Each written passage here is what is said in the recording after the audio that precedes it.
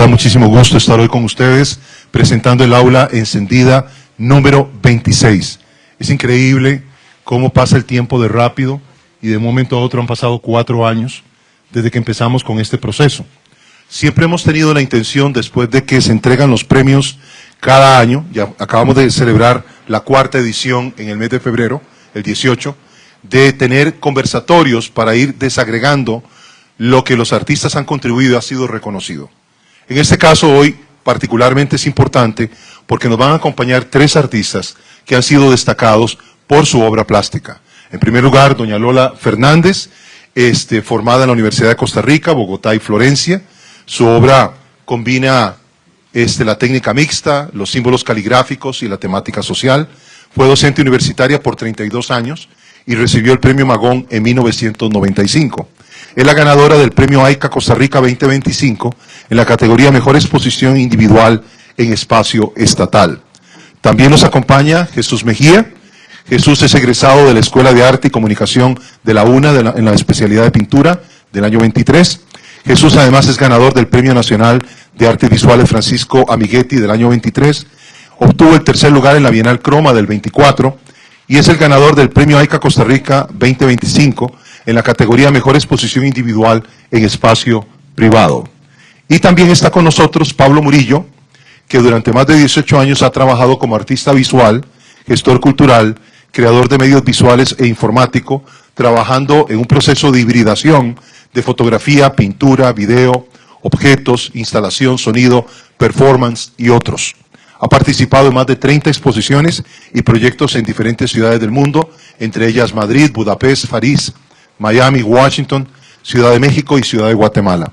Es el ganador del Premio AICA Costa Rica 2025 en la categoría de Mejor Proyección Internacional. Me honra como presidente de AICA Costa Rica el poder tenerlos aquí en esta mesa y empezar nuestro conversatorio, que va a estar centrado en 2 temas: conflicto y resiliencia en las artes visuales. Hemos organizado este tiempo juntos, que va de unos 40 minutos, máximo 50 minutos, a definir estos 2 términos en su aplicación a las artes visuales. Vamos a hablar del arte para procesar los cambios, de los desafíos que supone el arte como oportunidades de crecimiento personal y social, y como un sentido de propósito y significado asegura que el trabajo de los artistas sobreviva a tiempos difíciles como los que vivimos. Estoy empezando con una obra justamente de Lola, del año 83, de su serie Testimonios. Es un detalle de un lugar en el tiempo, un acrílico sobre tela que es ampliamente conocido. Quiero primero que todo dar 2 definiciones operativas que nos van a ayudar a normalizar esta conversación. En primer lugar, el conflicto en arte. Voy a aventurar una definición en el sentido de que el arte actúa tanto como un espejo de conflictos bélicos, sociales y políticos, evidenciando tensiones del sistema contemporáneo, y también como una herramienta terapéutica y de construcción de paz. A través de collage, performance y exposiciones, los artistas visibilizan crisis, traumas y la realidad de zonas de guerra, promoviendo la empatía. Viene a colación este cuadro, también de Lola, del año 71, que se llama Supervivencia. El segundo término que queremos introducir es el de resiliencia en el arte, y quiero hacerlo con un detalle de la obra de Mejía, que se llama Letanías, del año 25. La resiliencia en el arte es la capacidad de transformar traumas, dolor o adversidades en expresiones creativas, convirtiendo la experiencia negativa en aprendizaje, empoderamiento y belleza. Actúa como una herramienta terapéutica también, que permite a individuos y comunidades sanar, comunicar y reconstruirse, siendo el arte un medio para dar sentido al sufrimiento. Con estas 2 y no únicas definiciones, vamos a entrar a trabajar 5 temas puntualmente en las distintas intervenciones que ellos van a tener. Primero que todo, les quiero preguntar a los 3, ¿cómo adaptan ustedes su proceso creativo y visión artística cuando las circunstancias como las que vivimos nosotros son tan cambiantes? Y lo pueden hacer a partir de su propio trabajo. ¿Quiere empezar usted, doña Lola? No lo he pensado mucho, pero es lógico.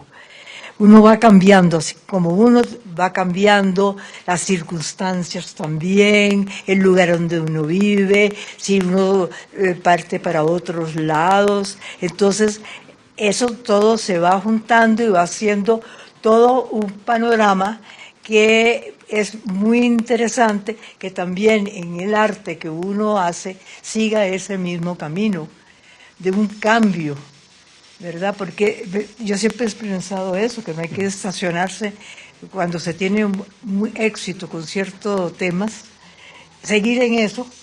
No, hay que seguir siempre cambiando, buscando, aunque no sea del mismo nivel, pero es muchísimo más interesante. Y de hecho usted ha trabajado el concepto de las series para poder ceder y mostrar estos cambios. Exactamente, siempre me ha gustado eso en series, porque con un tema X, por alguna razón, ajá, no, porque no es así porque uno quiere, sino a veces hay una razón que lo hace ver ese problema o ese estado, esa circunstancia. Entonces, lo bonito entonces es transmitirlo. Y cada persona lo transmite de manera distinta, que eso es una cosa también muy importante, es realizarlo, ¿verdad? Muchas gracias. ¿Jesús? Bueno, yo creo que, por lo menos en mi caso, mucho tiene que ver con la capacidad de adaptación. Por ejemplo, a mí me gusta mucho poner el ejemplo de pandemia porque, claro, yo soy muy joven, entonces no he tenido como demasiados cambios abruptos en lo que llevo de pintar, pero el escenario que yo considero que fue como más cambiante en lo que yo llevo a trabajar, que por ejemplo, posiblemente fue la pandemia. Yo creo que la capacidad que uno tiene para adaptarse, de trabajar con incluso menos material o trabajar, a mí me gusta verlo como trabajar con lo que tengo, y yo creo que a partir de eso es rico ver qué puedo hacer y cómo puedo adaptar eso que tengo con lo que quiero explorar, con lo que quiero comunicar. Y pues nada, yo creo que me gusta esa idea de, a partir de lo que existe, qué puedo hacer con esto, más allá de pensar en qué podría tener mejor, ¿no? Sino como, eso es lo que tengo y con esto puedo trabajar. Y yo creo que eso, por lo menos en mi experiencia, ha sido lo que puedo decir como la capacidad de adaptación. Una acotación. Ajá. Me tocó estar en el jurado de la Migetti que te otorgó el premio y recuerdo muy bien que el trabajo que hacías era un trabajo un poco tenebrista y alguna gente incluso tiraba línea de que se emparentaba como influencia con Caravaggio. Pero esa misma propuesta en la que premiamos para el premio AICA tiene una gran variación, cambió totalmente el contexto en que la obra se muestra, porque es una obra que es mucho más performativa, porque todos los marcos están rotos o están quemados, o ocurre algún tipo de intervención sobre ese mismo tipo de tejido que venías desarrollando. ¿Cómo pasó eso? Yo siento que cuando uno lleva una misma línea investigativa artística, hay un momento en el cual, por lo menos es lo que a mí me pasa, necesito hacer algo diferente, pero manteniendo el mismo estilo que a mí me caracteriza, porque desde ahí va la investigación artística que yo desarrollo. Entonces, la diferencia entre Liturgia, que fue de la Migetti, en el cual usted fue jurado, y con Letanías, es que si bien esta parte violenta siempre ha estado muy, muy presente en mi trabajo, porque es lo que más me interesa para desarrollar a nivel artístico, si yo necesitaba llevar la pintura más allá de algo contemplativo, algo más experiencial, porque siempre mi trabajo viene mucho desde lo vivencial, pero yo quería sacar un poco la pintura de ese lado, entonces exploré más con la luz, porque al final de cuentas eso es lo que sigo haciendo, es decir, llevar esos mismos motivos del lenguaje pictórico, pero llevarlo a algo más vivencial y más experiencial, y yo creo que eso fue un poco lo que sucedió. También pensar en el espacio en el cual lo iba a exponer. La Adobe es un espacio muy distinto a una galería tradicional también, aparte que es un espacio completamente urbano, un poco también en la zona en la que está, entonces yo creo que a eso me refiero con la capacidad de adaptarse, o sea, en dónde voy a trabajar, con qué voy a trabajar y cómo lo voy a trabajar. Yo creo que eso es un poco a lo que me refiero con esa adaptación. Vamos con Pablo. Pablo, ¿cómo procesas esos cambios en el caso tuyo? Sí, yo creo que no, difícilmente hay como una fórmula, ¿no? Mi proceso es uno de mucha intuición y me pasa un poco, como mencionaba Lola, que a lo largo de mi vida he pasado como por diferentes momentos, diferentes etapas, y asumirlas como parte del proceso creativo, como parte, incluso como una fuente de creación, creo que es el motor del arte en alguna medida, o al menos en mi caso. Y esos procesos a veces o esas situaciones o circunstancias que lo ponen a uno de repente contra la pared, que cambian, donde todo cambia, ¿verdad? Generan espacios liminales desde los cuales hay tensión, y yo creo que en la tensión hay creatividad. De la tensión surgen muchísimas posibilidades. Y me gusta trabajar en eso. Me gusta cuando las imágenes y los procesos creativos o lo que sea que tengo en mi cabeza surgen casi porque algo se desborda, no necesariamente como de una cosa o algo, una serie de narrativas preconcebidas, sino a veces como una reacción un poco intuitiva, que creo que potencia la creación. He tenido la oportunidad un poco de seguir más a Lola que a ustedes, pero sí me doy cuenta de que en cuanto a la segunda pregunta, todos han enfrentado desafíos personales. Y aquí se ha citado la palabra vivencial, se ha hablado de la parte testimonial, hemos hablado de situaciones que hemos tenido que resolver y enfrentar, igual que todo ser humano, pero en el caso del artista, con una resolución diferente y una proyección diferente. A mí me gustaría que ustedes nos pudieran compartir hoy, con total transparencia, cuál ha sido tal vez el momento de inflexión, el punto de inflexión o de cambio personal más importante que han tenido en sus carreras, indistintamente de si es una larga carrera o una corta carrera. ¿Qué ha sido lo más fuerte para cambiar? Señor Lola. Pues nunca había pensado en eso, pero creo que fue cuando ya fui a Europa. Vi otro mundo, arte antiguo, arte del momento, y fue muy satisfactorio y muy emocionante eso. Y supongo que no haciendo lo que ellos hacían, sino el impacto de todo el conjunto de asuntos, de la manera como los realizaban, etcétera, ¿verdad? Creo que más o menos. Cita el arte europeo, pero usted tuvo una inmersión fuerte en arte asiático. ¿Qué hace de diferencia entre lo europeo y lo asiático? Completamente distinto, ¿verdad? Sí, no sé qué querría decir, pero son dos mundos totalmente aparte y interesantes los dos. Unos más primitivos, más como de la sangre de ellos, ¿verdad? Y otros ya más, dijera yo, expuestos a la tradición. A la tradición, sí, ¿verdad? Bueno, al momento, ¿verdad? Viajar entonces ha sido el factor importante de cambio en su vida, exponerse a otros estímulos. Sí, claro. Yo creo que influyó mucho.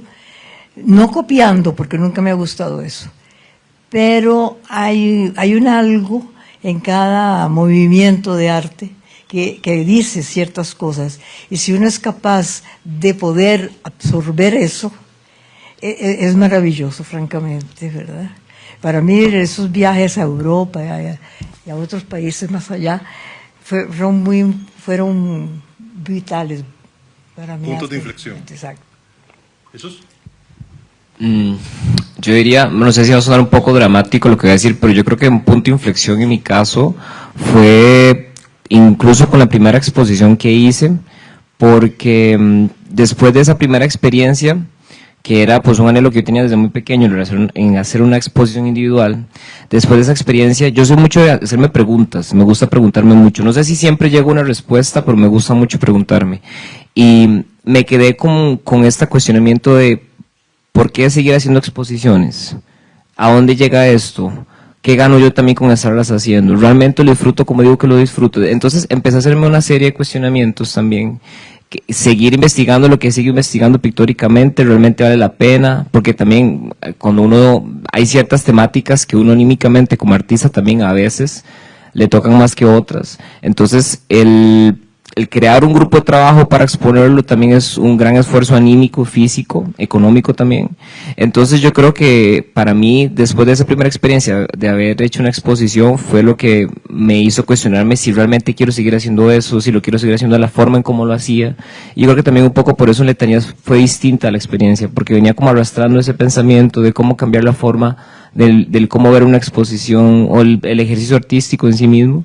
Entonces yo creo que eso fue, por lo menos en mi caso, lo que pienso en este momento que puede haber sido un cambio de inflexión, como haber tenido este primer contacto con una experiencia expositiva.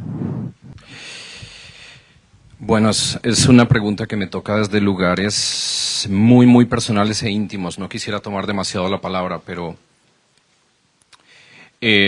me identifico muchísimo con lo que estaba diciendo Jesús. Para mí hubo un punto de quiebre, así, una fractura importante en mi carrera.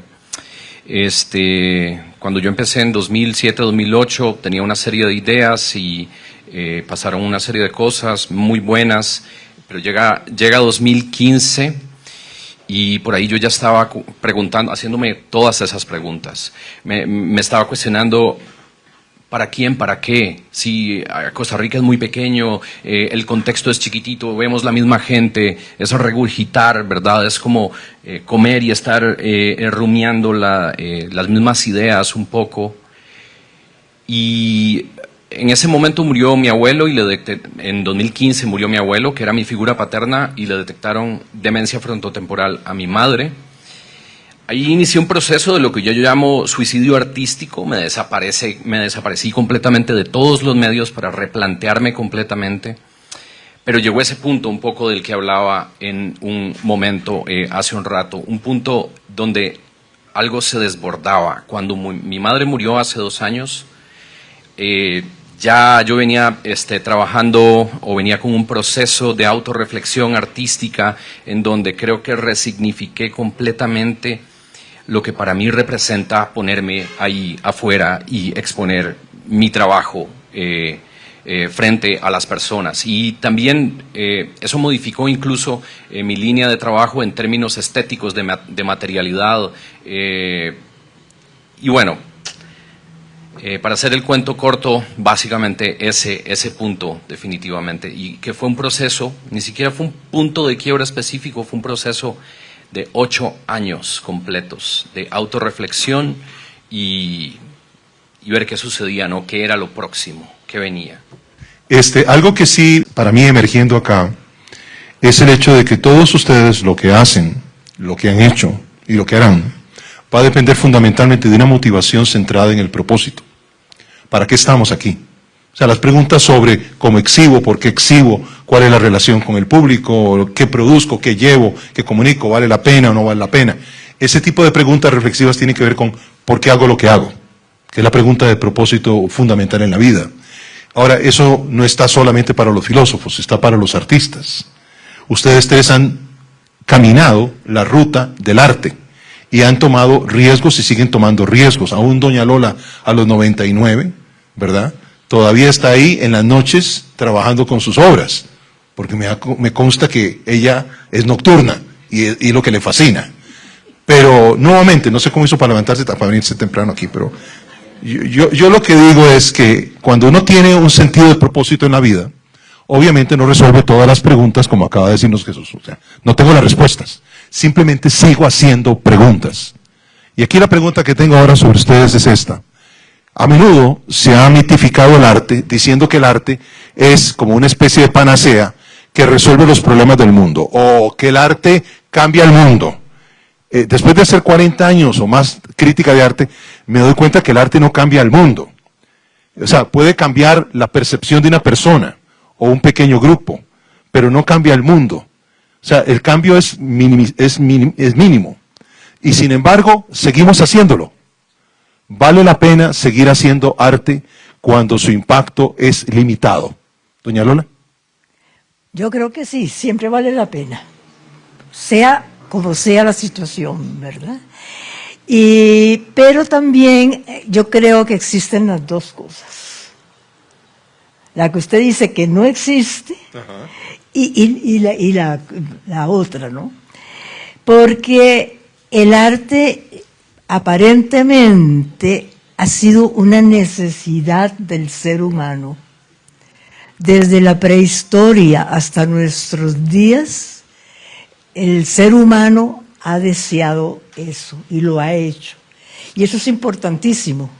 Por eso los países deberían de preocuparse más en promocionar, en ayudar más a que toda esta gente joven tenga verdaderamente ¿verdad? Exacto, ¿sí?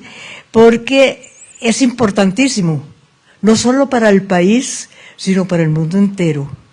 Y eso va hablando de algo, va diciendo, tiene forma, tiene pensamiento, tiene gloria.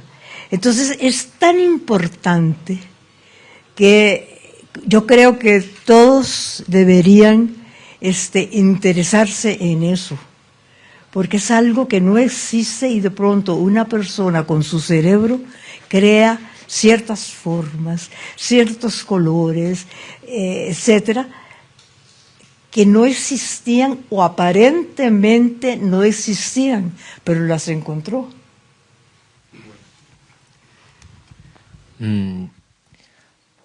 Sí, no sé si realmente no cambia el mundo, pero yo sí creo que por lo menos sí lo registra, lo documenta, y personalmente creo que por lo menos el mundo particular o individual de cada persona en algunas ocasiones sí cambia. Y yo creo que eso es también lo rico que tiene a veces el arte, que cada experiencia individual es distinta. Y por ende cada mundo particular ahí sí cambia. Por lo menos en mi caso sí me ha cambiado muchos aspectos. ¿Cuál era la otra parte de la pregunta? Disculpa. Estamos hablando de que Si vale la pena seguir haciendo arte en estos tiempos. Sí. Ok. Yo creo que independientemente de que valga la pena o no, va a seguir haciendo. Yo creo que el arte, como decía doña Lola, va a ser una necesidad que inclusive va mutando de lenguajes. O sea, por ejemplo, a mí me llama mucha atención ahora que sale discusión con el tema de la inteligencia artificial en el arte, por ejemplo, que independientemente que exista o no, que sea válido o no, que yo no voy a entrar en ese tema, no me es indiferente, pero sí veo que el arte necesita ir mutando, ir mudándose a diferentes plataformas, lenguajes, estilos, herramientas. Entonces, independientemente de que valga la pena o no, yo creo que nunca va a dejar de existir. Valga la pena o no hacerlo. no vas a dejar de hacer arte nunca. Yo nunca. Tendrían que matarme, seguro, pero no creo que eso pase. Muy bien. Pablo. Sí, bueno, de acuerdo con los dos. Voy a leer algo que tengo aquí en una anotación, tal vez relacionado con esto. El arte no siempre cambia estructuras de inmediato, pero sí puede alterar la forma en que percibimos y enfrentamos. Sí, para mí esa relación entre los intersticios de lo personal, lo íntimo, que por supuesto es político, hacia lo macro, ¿verdad? Hacia el exterior, esa relación de lo intrínseco hacia lo extrínseco, es de vital importancia, y creo que de ahí sí pueden surgir cambios. Quizá, como decías, el arte no será la panacea que solucionará todo, pero la creación como espacio de soliloquio, como espacio íntimo, creo que resuelve también, y creo que resuelve también en relación a los demás y a cómo nos extendemos o expandimos conexión con otros nodos humanos, ¿verdad? Entonces, sí creo que definitivamente es importante y debería ser un derecho más que un privilegio de todos. Excelente. Entonces esto me permite introducir algo que no está en la agenda, y es el tema creciente dentro de la contemporaneidad de que el arte se está midiendo en dos venas. El que directamente hace una didáctica, ¿verdad?, sobre el poder, sobre las relaciones, sobre el género, sobre la política, sobre la geopolítica. Y el artista que no lo hace, porque hay una escuela en esa línea fuerte, se considera que no está cumpliendo su función social. ¿Ok? Pero también tenemos nosotros ese vestigio casi renacentista de que el arte no se hace limitado a un mensaje pequeño, corto, político, sociopolítico. ¿Cuál es la vena con la que ustedes comulgan? Y lo digo porque la presión hoy en día, porque el arte sea más didáctico y más político, es tremenda, mucho más que en los 70s. porque usted ha hecho mucho trabajo que ha sido interpretado como político y crítico de la sociedad, especialmente en los 60s y 70s. Tal vez críticos, no sé si políticos, porque no estoy en ese medio, ¿verdad? Pero es el ser humano tiene que estar viviendo en su lugar y va absorbiendo todo lo que está sucediendo en este lugar y en los otros. Entonces es todo un proceso que hay que es importantísimo. Y lo interesante es que muchísimos artistas no solo cogen algo para inspirarse, ¿verdad? Sino que realmente se van hacia eso, lo están viviendo, lo están midiendo, lo están viendo como una cosa importante, que es parte de la vida. Entonces, más o menos, sí, ¿verdad? Lo he dicho como muy bien. Bueno, yo soy del lado, yo honestamente no me fijo mucho si lo que hago no sigue alguna corriente, yo no me fijo en corrientes y me interesa muy poco, para serlo honesto. Es decir, si trato, por lo menos en el área artística, trato de estar pendiente de qué se está haciendo, qué ferias hay, pero más que todo como para estar informado y muchas veces para tratar de no repetirlo. A mí nunca me ha gustado, no me gusta lo sectario, inclusive no me gusta lo grupal, como tipo colectivo, ese tipo. Yo soy muy alérgico a ese tipo de cosas, entonces no estoy pendiente de qué está en tendencia o si es válido o inválido. Yo creo que también nadie tiene como el poder de validar o invalidar lo que yo haga. Entonces, particularmente en mi caso no es una preocupación o un estrés si lo que estoy haciendo va con lo que hay que hacerse. O si estoy cumpliendo con una obligación de abordar ciertos temas. Yo abordo lo que me interesa porque es mi mundo y es lo que estoy viviendo y creo que es mi derecho también hacerlo desde mi propia óptica. Y si a alguien le parece o no le parece, pues todo bien, o sea, tampoco me enojo por eso ni me preocupa, francamente. Y yo creo que la gente... Sí. Sí, no, es que eso me parece interesante. Son dos, aquí sentaditos, pensando distinto, ¿verdad? Interesantísimo, me parece. Ambos tenemos razón. Yo realmente comulgo con las dos líneas de pensamiento y creo que pueden perfectamente coexistir. No creo que necesariamente haya una exclusión entre esas dos. Personalmente, yo me he acercado a mi trabajo siempre desde lo que vivo y me cuesta mucho hablar por otros.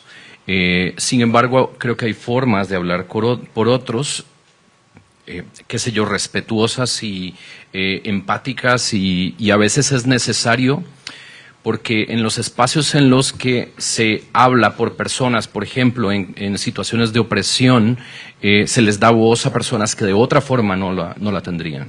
Entonces, por eso es importante, a veces, claro, hay que saber entender bien cómo hacerlo, cómo acercarse a esas situaciones. Especialmente, bueno, yo que trabajo mucho con fotografía, en el caso de la representación, yo critico muchísimo a las personas que simplemente van y toman fotos de situaciones de opresión y las guindan en una galería. Y eso me parece muy cuestionable en muchos niveles, dependiendo mucho de cómo se haga. Bueno, no quiero ahondar muchísimo en eso, pero exactamente, sí, pornomiseria, etcétera. Y creo que también hay que tener siempre en cuenta que no existe una sola forma de arte o una sola forma de creación que no sea inherentemente política en alguna medida.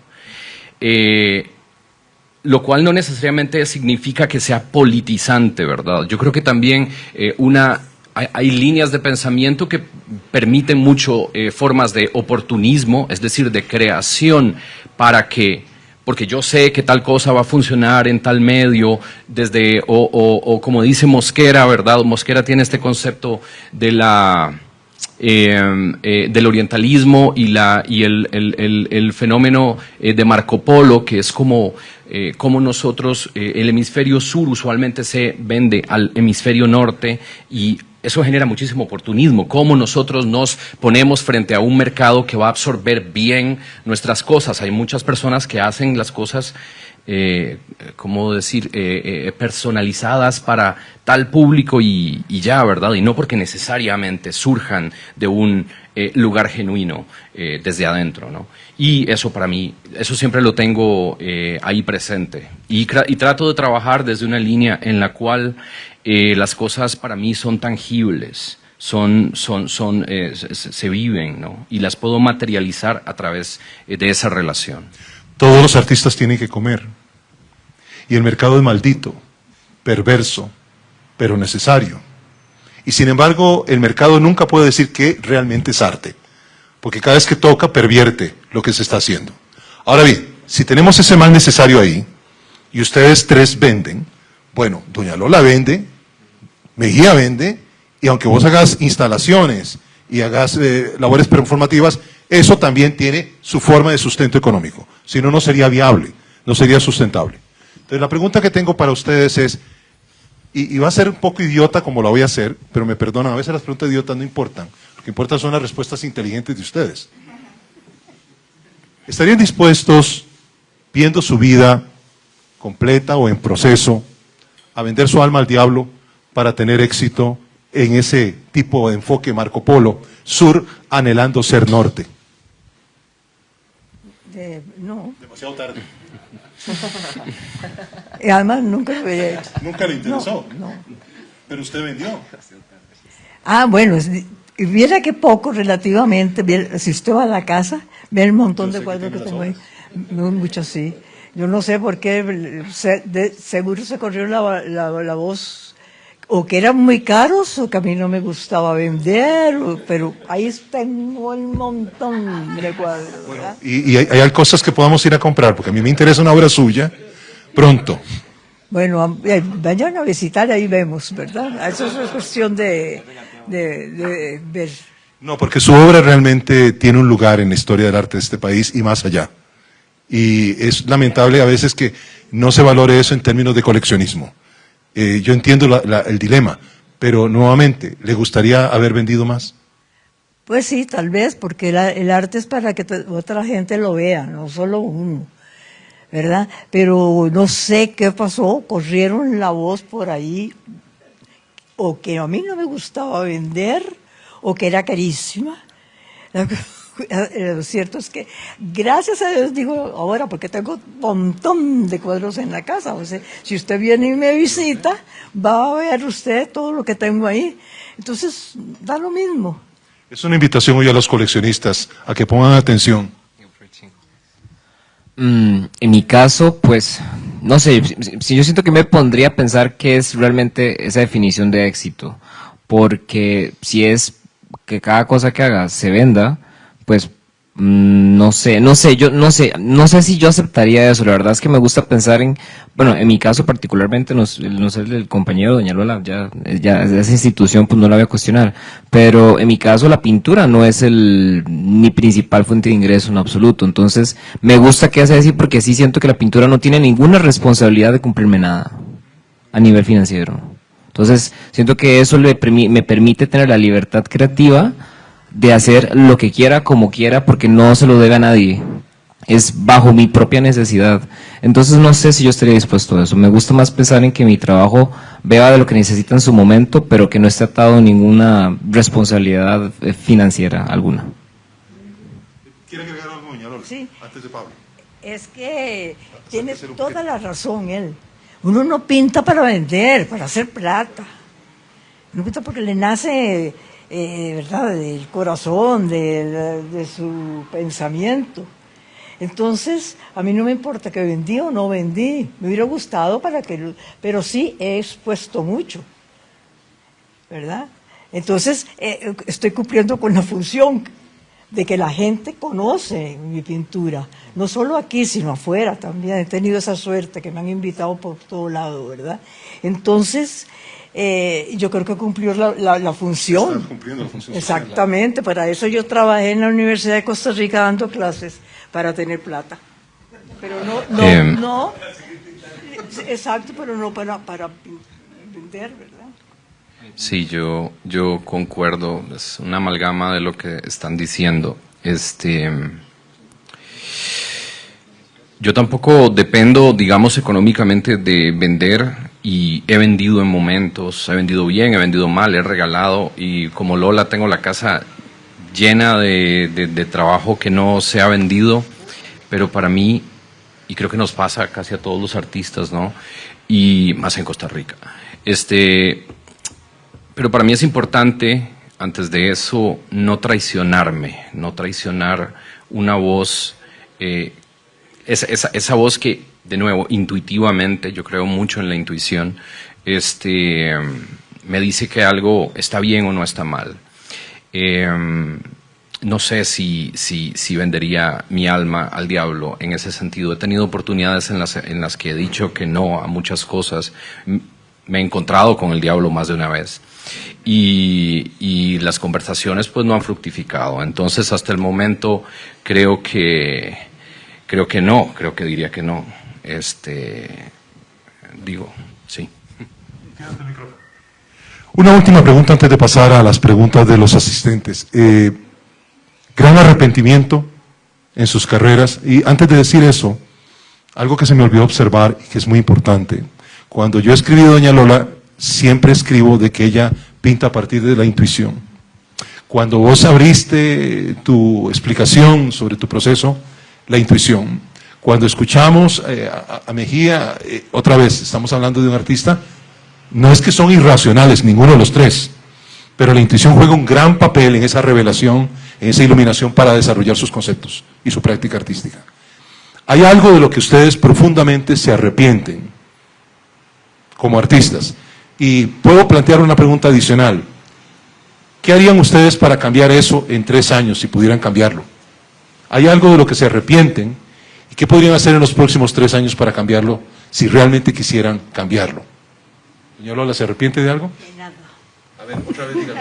No me arrepiento de nada. Absolutamente. Todo bien. Todo bien. Si gusta pasar, compañero, Sí, yo creo que no. A ver, arrepentirse también implica negar un proceso de aprendizaje. Entonces, habrá cosas de las que me he arrepentido en el momento, pero que a la larga han traído algo, han contribuido a que mi trabajo llegue a donde está y a forjarme, a formarme como el artista que voy siendo, de nuevo, desde la intuición, ¿verdad? ¿Y qué haría para cambiarlo en cuestión de 3 años? A mí no me gusta tanto pensar en eso. En 3 años no sé si voy a estar muerto o si me habré topado el diablo y le habré dicho que sí. Exacto. Entonces, creo que no me gusta pensar tanto en eso. Creo que la intuición del día a día es un poquito lo que me va llevando, y también la vivencia y lo que visceralmente esa vivencia deposita en mí como artista o como creador o qué sé yo. Muy bien. Ahora sí. Yo creo que un poco, soy muy del lado del compañero. Yo creo que yo me arrepiento a veces un poco de mi impulsividad. Yo soy un pintor, me gusta más usar para pintor, no tanto artista, pero me considero un pintor muy impulsivo. Entonces yo creo que tal vez es un poco como que a veces me arrepiento de mi impulsividad. No porque necesariamente sea mala, sino porque a veces siento como que me puede limitar a tal vez pensar de forma diferente otros procesos, otras temáticas. Pero bueno, yo creo que a final de cuentas, como cito a Doña Lola, no me arrepiento nada hasta el momento. No sé si en 3 años igual, como dice él, tampoco me gusta pensar en eso, porque yo creo que eso llena ansiedad y realmente no, por lo menos en mi caso, pues, igual, me gusta más como tener la posibilidad de ir evolucionando conforme las situaciones, tener esa adaptabilidad de la que hablamos al principio y no tal vez un plan escrito en piedra, pero yo creo que sería un poco eso. Tengo una pregunta final y es su mayor satisfacción. Su mayor satisfacción como artista. Posiblemente mi mayor satisfacción es ese acto, esa situación que se performa cuando el espectador entra en contacto con la obra, con el trabajo. Yo creo que para mí lo que más me mueve en el arte, yo creo que el arte, el trabajo, la obra es un medio y a fin de cuentas creo que el fin es el espectador. Y esa posibilidad o ese potencial de relacionarse con el otro, de intercambiar, y esa cosa que sucede en, llamémoslo así, el acto artístico, el acto de presenciar, ese performance que se da al frente de o en relación o poniendo en relación el espectador y la obra, es lo que más satisfacción me genera. Incluso me encanta cuando estoy presentando algo, cuando estoy abriendo una exposición, acercarme y observar a las personas simplemente desde lejos y tener reacciones. Y he de decir que las reacciones que más me gustan, y bueno, esto me pasó mucho en España, hace relativamente recientemente, son las de los niños, porque creo que los niños tienen una mirada tan descontaminada, tan genuina, que te pueden dar algo que los adultos no. De una u otra forma lo hemos perdido, no sé. Yo creo que a mí lo que más me da satisfacción es el propio hecho de la creación.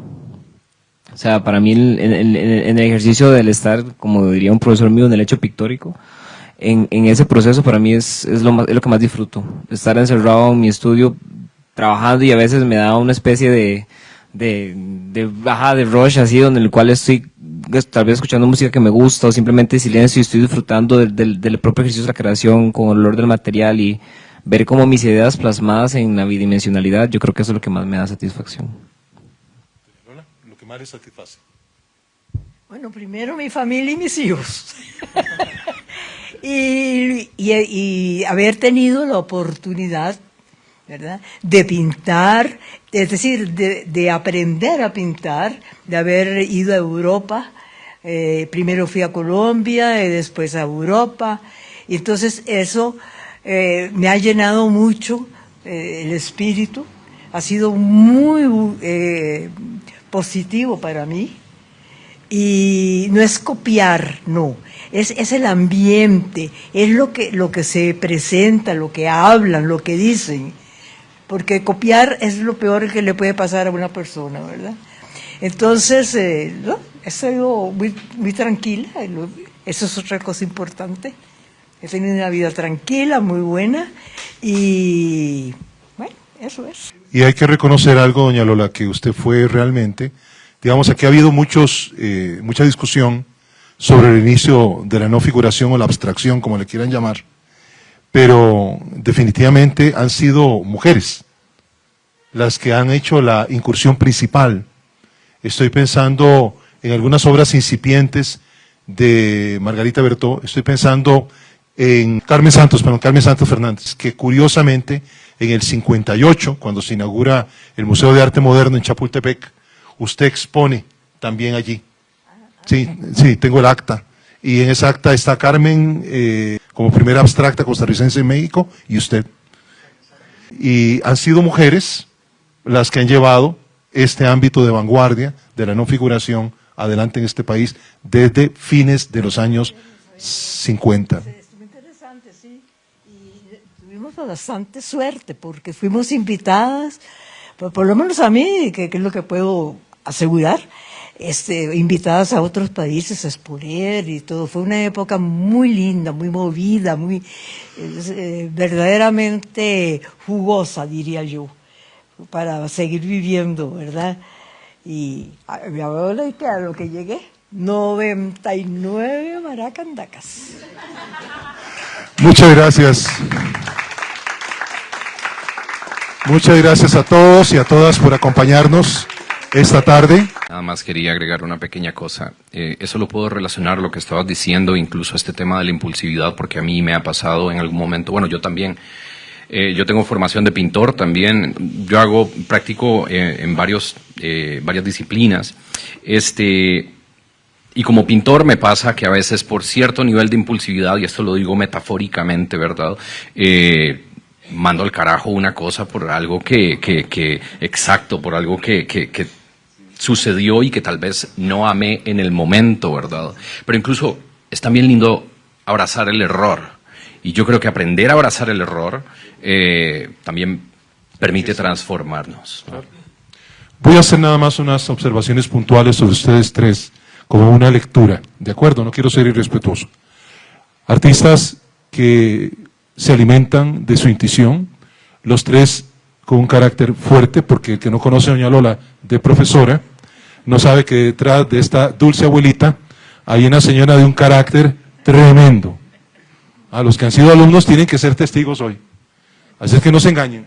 O sea, estamos hablando de personas de gran interés, gran carácter, que han cometido errores, que aman el proceso de aprendizaje, ¿verdad? Que no son racionalistas y que viven en el presente, afincados en el presente, lo cual culturalmente los hace muy costarricenses. Porque el tico nunca piensa en el pasado ni en el futuro. Y seguramente todos han tenido encuentros con el enemigo. Esta ha sido el aula encendida número 26 y les recuerdo que el 11 de abril vamos a tener Mirada Crítica, que es el nuevo programa de AICA. Va a ser el 11 de abril, ese vamos a quemar, no sé qué vamos a quemar, porque hay que tener antorcha ese día. A las 2 de la tarde en Galería Talentum vamos a estar visitando el colectivo Patria y teniendo un panel con críticos. Vamos a presentar el número 4 de la revista Sextante, que a partir de este año es revista internacional, con 10 países a cargo de ella. Va a pasar a una administración más amplia y vamos a presentar a los nuevos miembros críticos de arte. Ojalá que alguno de ustedes nos pueda acompañar para irnos conociendo más y mantener lo que Jesús dijo muy bien: conversar, seguir conversando.